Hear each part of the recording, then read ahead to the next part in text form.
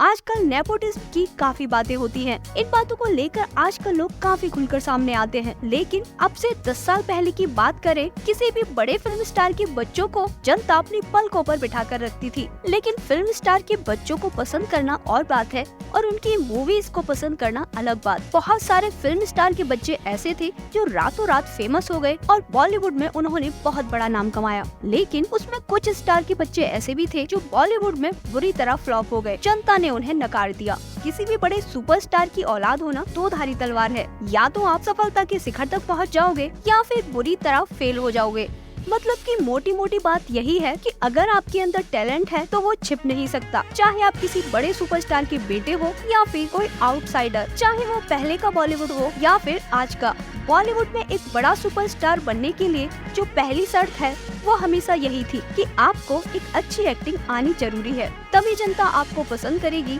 अब चाहे आप किसी सुपरस्टार के बेटे हो या फिर किसी माली के, कोई फर्क नहीं पड़ता। 80 के दशक के सुपरस्टार जैसे विनोद खन्ना, सुनील दत्त, धर्मेंद्र, इन सुपरस्टार्स की लिस्ट काफी लंबी है जिन्होंने अपने बेटों को बॉलीवुड में लॉन्च किया था। लेकिन सुनील दत्त और सन्नी देओल को छोड़कर बाकी सारे स्टार किड बुरी तरह फ्लॉप हुए। तो आज का वीडियो होने वाला है सुपरस्टार बाप के फ्लॉप बेटों के बारे में। पहले इसमें बात कर लेते हैं शोमैन सुपरस्टार राज कपूर की, जिनके बेटे ऋषि कपूर तो काफी फेमस रहे। लेकिन जब उन्होंने अपने छोटे बेटे राजीव कपूर को लॉन्च किया तो वो कुछ खास कमाल नहीं दिखा पाए और जनता ने उन्हें पूरी तरह नकार दिया। लेकिन राजीव कपूर की एक मूवी जिसका नाम था राम तेरी गंगा मैली हो गई, काफी सुपर डुपर हिट हुई थी। लेकिन हिट होने के बाद भी राजीव कपूर खुश नहीं थे, क्योंकि इस मूवी की सारी वाहवाही डायरेक्टर राज कपूर और एक्ट्रेस मंदाकिनी लेकर चले गए और राजीव कपूर को बहुत ज्यादा सराहा नहीं गया। इस मूवी से राजीव कपूर को कुछ नहीं लगा, जिसे लेकर वो राज कपूर से काफी नाराज थे। और ये नाराजगी इतनी बड़ी थी कि राज कपूर की मौत के बाद भी राजीव कपूर उनके अंतिम संस्कार में नहीं गए। राजीव कपूर चाहते थे कि उनके पिता राज कपूर एक और मूवी उनके लिए बनाएं। इस मूवी के बाद मंदाकिनी तो रातों रात स्टार बन गई। लेकिन राजीव कपूर को उतनी पहचान नहीं मिली, क्योंकि राज कपूर ने राजीव के साथ एक और मूवी करने से मना कर दिया था, जिसकी वजह से राजीव कपूर मरते दम तक राज कपूर के साथ लड़ाई करते रहे। उसके बाद कई मूवीज में राजीव कपूर नजर आए, लेकिन एक के बाद एक सारी मूवीज फ्लॉप होती गयी। जब उनको एज ए हीरो नकार दिया गया तो उन्होंने डायरेक्शन की तरफ अपना रुख किया। इसके बाद उन्होंने मूवी बनाई जिसका नाम था प्रेम ग्रंथ और एक्टर थे ऋषि कपूर। ये मूवी उस वक्त की सुपरहिट मूवी थी। इसके बाद राजीव कपूर ने अपने दोनों भाई ऋषि कपूर और रणधीर कपूर के साथ मिलकर आ अब लौट चले मूवी रिलीज की और ये मूवी पूरी तरह फ्लॉप हो गई। ये मूवी आर.के. बैनर की लास्ट मूवी थी, ना कि करियर को लेकर बल्कि उनकी पर्सनल लाइफ को लेकर भी काफी प्रॉब्लम चल रही थी। राजीव कपूर ने 2001 में आर्किटेक्ट आरती सवरवाल से शादी की थी, लेकिन 2 साल के अंदर ही उनका डाइवोर्स हो गया। इसके बाद राजीव कपूर ने दूसरी शादी नहीं की। बाद में उन्होंने संजय दत्त के साथ मिलकर एक और मूवी बनाई जिसका नाम था टूल्स डैश जूनियर। इस मूवी को लोगों ने काफी पसंद किया और इसे नेशनल अवार्ड से नवाजा गया। लेकिन फिल्म की इस सफलता को देखने के लिए राजीव कपूर अब जिंदा नहीं थे। मूवी रिलीज होने से पहले ही राजीव कपूर की 2021 में हार्ट अटैक से मौत हो गई। ये सच में एक सुपरस्टार के बेटे का दुखद अंत था। अब बात कर लेते हैं एक और सुपरस्टार के बेटे की, जो अगेन कपूर परिवार से ही आते हैं। जी हाँ, हम बात कर रहे हैं शशि कपूर के बेटे करण कपूर की। शशि कपूर जो अपने टाइम के सुपरस्टार में से एक थे, उन्होंने अपनी दमदार एक्टिंग और मनमोहक मुस्कान से बॉलीवुड पर राज किया था और बड़े अरमानों के साथ उन्होंने अपने बेटे करण कपूर को बॉलीवुड में लॉन्च किया था। बॉलीवुड में करण कपूर का डेब्यू जुनून मूवी से हुआ था। जुनून मूवी एक बड़ी मूवी थी जिसमें नसरुद्दीन शाह, शबाना आजमी जैसे बड़े सुपरस्टार थे। लेकिन ये मूवी कुछ अच्छा नहीं कर पाई। इस मूवी के बाद कोई बड़ी मूवी करण कपूर को नहीं मिली और तब वो ब्रिटिश चले गए और उनका लुक भी ब्रिटिशियन से काफी मिलता था। वहाँ एक टीवी सीरियल में उन्होंने काम किया जिसका नाम था the jewel in the crown. लेकिन वहाँ पर भी उनका कुछ ज्यादा भला नहीं हुआ और फिर वो इंडिया वापस लौट आए। इसके बाद शशि कपूर ने फिर से अपने बेटे को लेकर एक बड़ी मूवी में लॉन्च किया जिसका नाम था सल्तनत। करण कपूर के साथ साथ सन्नी देओल का भी इसमें डेब्यू हुआ था और ये मूवी सन्नी देओल और करण कपूर के डेब्यू के लिए जानी जाती है। ये मूवी हिट तो रही, लेकिन करण कपूर को कोई बड़ी पहचान नहीं दिला पाई। इसके बाद 2-4 मूवीज में काम करने के बाद करण कपूर को इस बात का एहसास हो गया था कि जनता उन्हें नकार रही है। तब उन्होंने बॉलीवुड से संन्यास ले लिया और बन गए एक फेमस मॉडल। मॉडलिंग में उन्होंने बहुत नाम कमाया और वो फेमस मॉडल बने।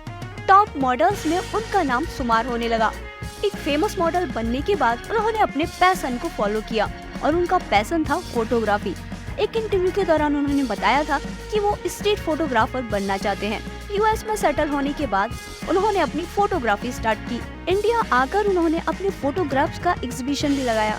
लोगों ने उनके फोटोग्राफ्स को काफी पसंद किया। करण कपूर एक्टिंग में कुछ बड़ा नहीं कर पाए, लेकिन वो एक फेमस मॉडल और एक फेमस फोटोग्राफर जरूर बने। अब बात कर लेते हैं हमारे नेक्स्ट सुपरस्टार मनोज कुमार के बेटे पुनः गोस्वामी। जी हाँ, ये नाम काफी नया है और शायद ये नाम आपने पहले कभी सुना भी नहीं होगा। मनोज कुमार को चाहने वाले जहाँ करोड़ों की संख्या में हैं, वहीं उनके बेटे को कोई नहीं जानता। जहां मनोज कुमार ने क्रांति जैसी सुपर डुपर हिट मूवी देकर बॉलीवुड में अपना परचम लहराया, वहीं दूसरी तरफ उनके बेटे पुनः गोस्वामी बॉलीवुड में अपना पैर नहीं जमा पाए। पुनः गोस्वामी का डेब्यू क्रांति मूवी में एक बाल कलाकार के रूप में हुआ था। इसके बाद कलाकार मूवी में उन्हें लॉन्च किया गया। इसके बाद घुंघरू और दो गुलाब जैसी मूवी में भी इन्हें एज ए हीरो लिया गया, लेकिन ये मूवी भी बुरी तरह फ्लॉप हो गई। इसके बाद कुणाल गोस्वामी को फिल्में मिलना बंद हो गया और मनोज कुमार का प्रोडक्शन हाउस भी बंद हो गया। इसके बाद कुणाल गोस्वामी ने बॉलीवुड को अलविदा कह दिया और वो शिफ्ट हो गए दिल्ली। वहाँ जाकर उन्होंने कैटरिंग का बिजनेस किया, जो काफी सफल साबित हुआ। इसी लिस्ट में